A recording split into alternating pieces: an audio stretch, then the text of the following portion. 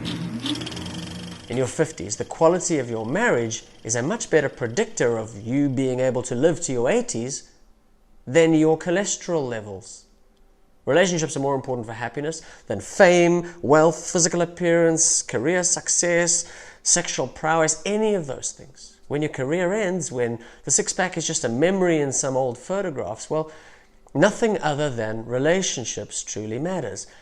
Happiness doesn't care about the woman you slept with in your 20s.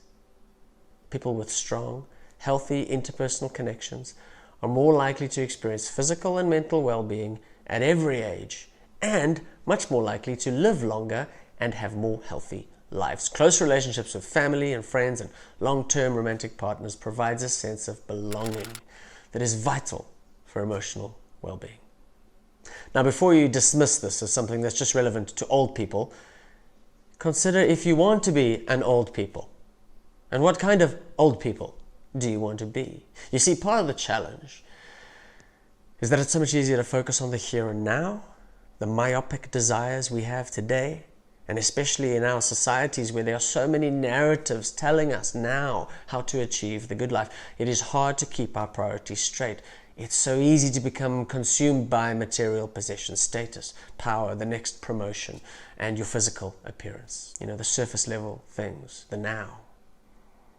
While these things are not inherently bad, they definitely can hinder us from attaining genuine happiness and fulfillment if we lose sight of their proper place.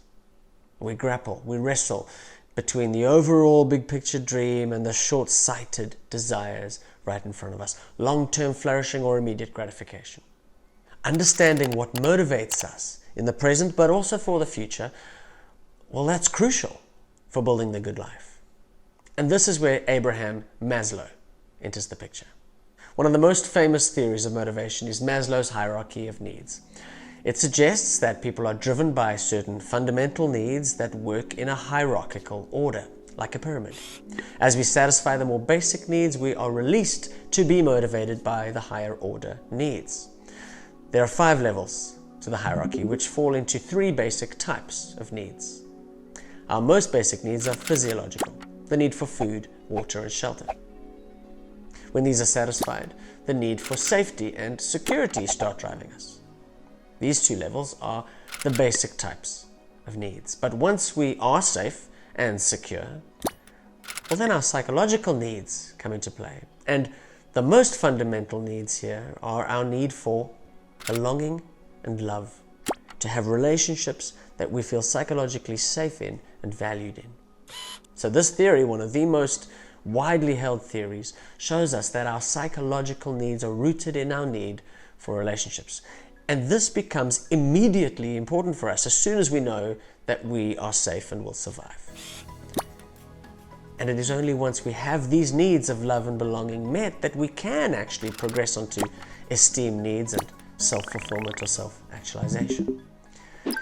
Now, we all know what happens when our basic needs are unmet. With a lack of food, there is starvation, water, dehydration, warmth, hypothermia, and all of these things can kill us. They are very important needs.